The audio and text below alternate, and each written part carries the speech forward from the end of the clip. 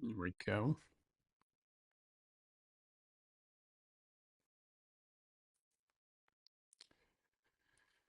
So this weekend I'll be doing facilitating or co-facilitating really a retreat uh, in person here at the Ignatius House in Atlanta on mindfulness and grief. So I've been thinking about grief a bit. And so I wanted to talk a little bit about grief and what mindfulness might have to offer in our experience of grief. Um, Sometimes we try to get around our losses in a way. It's difficult to grieve. Grief and loss and heartache, they're not detours from the path of life that we sometimes maybe experience them as. They are the path, you could say. They're the doorway into a deeper life. When we meet any kind of loss, devastation, uh, if we meet that with presence, it can become something else, something sacred, you might even say, in which we discover a new way of being, a deeper way of living and loving. Let's face it, none of us get through life without experiencing some kind of loss. And grief is not just limited to the loss that comes from a death, say. It accompanies all kinds of changes and losses. And yet, culturally, we're not particularly comfortable with loss and the ensuing grief. We might prefer things like resilience or recovery or moving forward or bouncing back. But at least in my experience, grief does not bounce back easily or move in a straight line. The psychologist William Worden described mourning as active work. He spoke of tasks in grieving, not stages, as is more commonly talked about. He's saying it's not about moving through stages, it's about, in a sense, working on or completing tasks. One of those tasks involves maintaining an enduring connection with the person or the thing that has died or has been lost and continuing on in life. And that to me seems a very important insight because many of us are unconsciously, assume that healing means detaching, forgetting about, getting past. But grief does not mean that a relationship ends really. It maybe takes a new form. And this is where mindfulness becomes very helpful in navigating grief and loss. Because mindfulness helps us to stay present, allowing us to, in a sense, carry the grief and the changing nature of our life after that loss. And learning to carry grief is a significant task. It can be at times, extremely demanding on us. The psychiatrist and executive director of the Mindsight Institute, Dan Siegel, says, loss of someone we love cannot be adequately expressed with words. Loss of someone we love cannot be adequately expressed with words. Grappling with loss, he says, struggling with disconnection and despair fills us with a sense of anguish and actual pain. Indeed, the parts of our brain that process physical pain overlap with the neural centers that record social ruptures and rejection. And he concludes by saying, loss rips us apart. When grief arises, the nervous system reads the reaction as a threat, and the fight or flight reaction, or fight, flight, or freeze reaction kicks in. That massive reaction in the nervous system is designed to protect us from pain. And when the pain persists, it wears us out because the high level of activity in the nervous system is meant to be very short lived. It's not meant to kind of be sustained over a long period of time. So high threat elicits a strong protective response. When the threat passes, normally the system returns to its set point. But with grief, the demand to readjust your life, it often takes time. And so we look for relief from the hard work of grieving. Sometimes that comes in forms that aren't so helpful or healthy, and total distraction or work overload or numbing ourselves or intellectualizing it or drinking or eating too much or sleeping or not sleeping. All this is understandable as a reaction to an overwhelming pain. Stephen Jenkinson, the author of the book Die Wise, a manifesto for sanity and soul, he says that grief is not a feeling, it's a skill. What he means, I think, is that grief requires skillful intervention. It requires a kind of way to stay with it, to hang in there, to have stamina around it. And it requires the willingness to be changed, altered by the loss. And that's where mindfulness kind of comes in. In mindfulness, we don't turn away from pain, we learn to be with it. And mindfulness is a skillful practice that strengthens our capacity to carry grief and to do so with a kind of understanding and kindness and compassion for that which we're carrying. In mindfulness practice, we're paying attention on purpose in the present moment non-judgmentally. Rather than reactivity, mindfulness helps us to cultivate simply being present to what actually is. When longing for someone that we have lost, when that arises, we can just notice the longing. When anger about that which has been lost arises, we can just notice anger. And when that kind of tenderness arises also as we recall that which has been lost, we can just simply notice tenderness. Mindfulness is not trying to fix grief. Grief is not a problem or symptom to fix. Grief is normal and healthy. We're learning to stay present to all that emerges. And in that sense, we're learning to carry grief. As Jon Kabat-Zinn likes to say, you can't stop the waves, but you can learn to surf.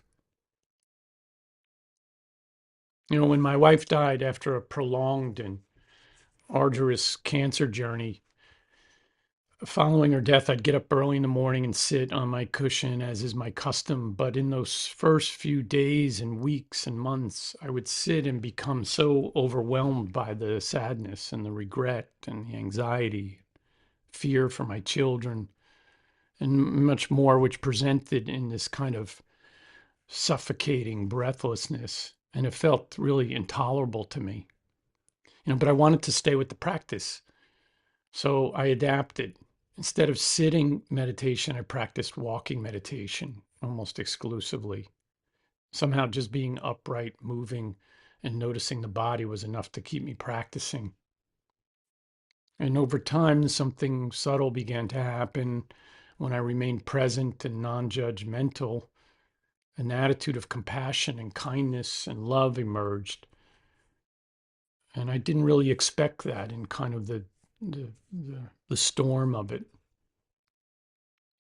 In mindfulness practice, we're not only training attention, we're cultivating qualities of the heart. So kindness and compassion and acceptance and love comes with it. Over time, grief can shape us and redefine our lives. It may deepen our practice and our patience. It may widen our compassion. It may soften our certainty and absolutes. And we may be more aware at times of the bigger field that can hold grief, can hold loss. And maybe that even makes us a little bit more attentive to what really matters in our life. It's worth acknowledging that there's a tremendous courage in choosing to stay present, even in grief. And when we allow grief to unfold within mindful awareness, we may discover that we're capable of more than we thought. As we sit together in meditation, I invite you to bring gentle awareness to whatever losses you might be carrying, maybe right up front or sort of in the background, large and small. And practice like everything else, just noticing. And you might notice how grief or whatever else is presenting shows up in the body. Notice the capacity of presence to hold everything, including great loss. And just as a reminder, we're not practicing to transcend or jump over grief. We're practicing to remain steady enough to let grief transform us. So with that, let's practice together. I know I often go over the guidelines for the practice, the very basic kind of guidelines, but it's just a good reminder for all of us. What are we doing when we're sitting here? And what are the components of the practice that are important? So the guideline for uh, meditation with respect to the body is to sit in a stable, upright, but relaxed position on a chair or cushion or on the floor. And you can also take a posture of lying down or standing even. But generally, we speak of sitting. So, sitting relatively still and adjusting your body so that your feet and your legs are in contact with the floor, depending on your posture. And feeling the weight of your own body as it's supported by the earth, by the chair, by the cushion. And place your hands then. Allow your hands to rest naturally in your lap or on your legs.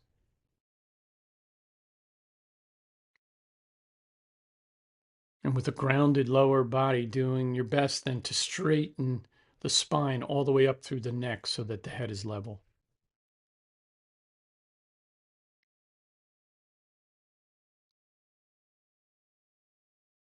And then close your eyes or lower them toward the ground to quiet the body and the mind. And if closing your eyes creates a great deal of anxiety or sleepiness or anything else that's not productive for you and sitting here, then have the freedom to practice with your eyes open and just fix your gaze. And part the lips slightly to invite a release of any tension in the jaw and face. And just breathe slowly and naturally. There's nowhere else you need to be right now.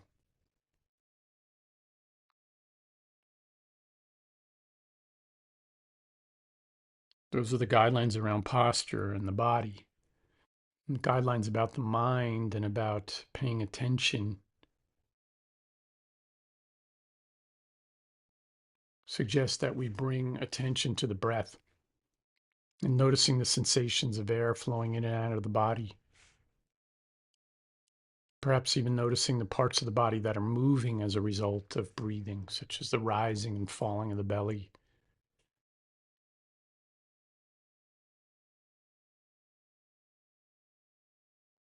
And allow the breath, breath by breath, to become an anchor point for present moment experiencing. And in this practice, there's no need to manipulate the breath. Just let it be as it is. Let it move in and out as slowly and as naturally. And not changing it, not deepening it, just noticing.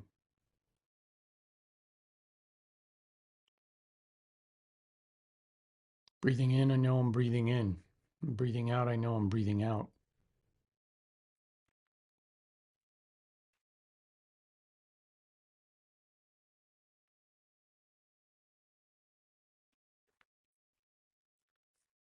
The guidelines also address what happens when the mind will get distracted, which it will. Inevitably, the mind will wander into thoughts, memories, storylines, planning, projecting into the future. The guideline or the instruction is not to suppress this activity of the mind, but to notice it. Thinking, planning, remembering, whatever it is, just note it. and then return to the breath. Each time you notice the mind wandering, gently guide the attention back to the breath and the body, and doing so with an attitude of kindness, compassion, and friendliness. This is what we mean when we say it's non-judgmental awareness.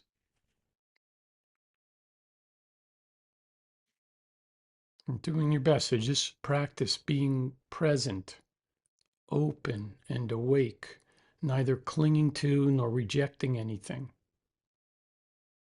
And when you find the mind clinging to or rejecting, which you will, or getting caught up in a storyline, then just gently return the mind to the breath.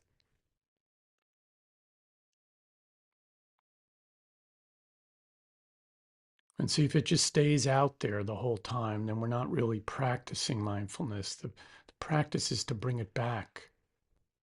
And the moment of return, of bringing it back to the moment, that moment of return is the heart of the training.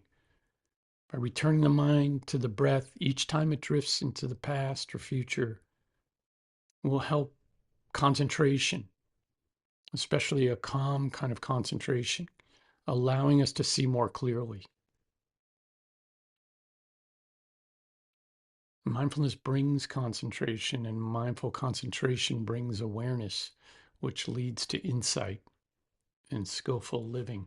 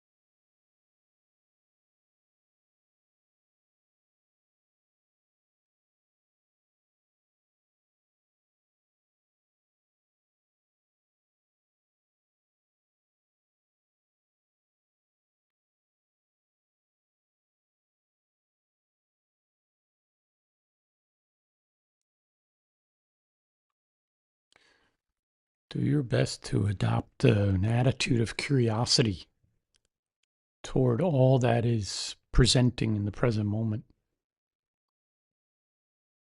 Letting go as best you can of the habit of rushing to liking or disliking that which you're noticing.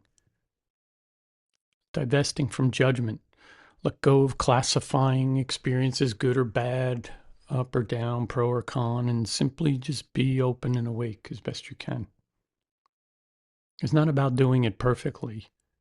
It's about beginning again, again, and again, over and over.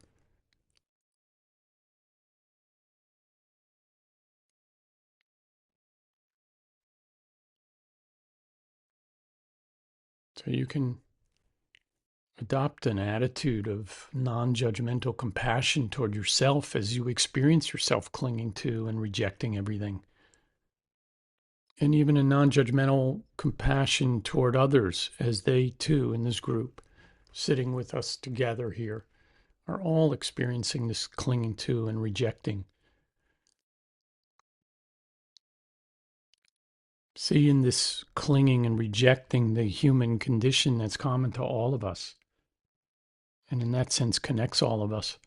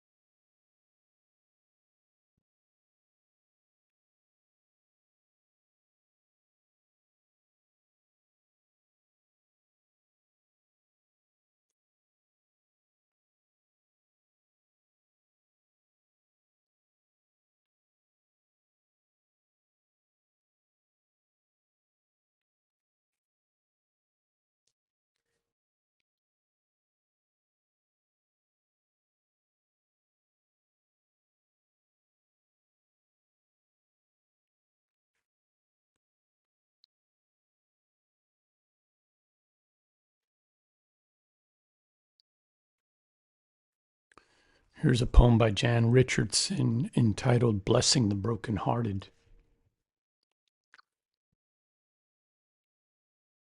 Let us agree for now that we will not say the breaking makes us stronger, or that it is better to have this pain than to have done without this love. Let us promise we will not tell ourselves time will heal the wound when every day our waking opens it anew. Perhaps for now it can be enough to simply marvel at the mystery of how a heart so broken can go on beating, as if it were made for precisely this, as if it knows the only cure for love is more of it, as if it sees the heart's sole remedy for breaking is to love still, as if it trusts that its own persistent pulse is the rhythm of a blessing we cannot begin to fathom, but will save us nonetheless.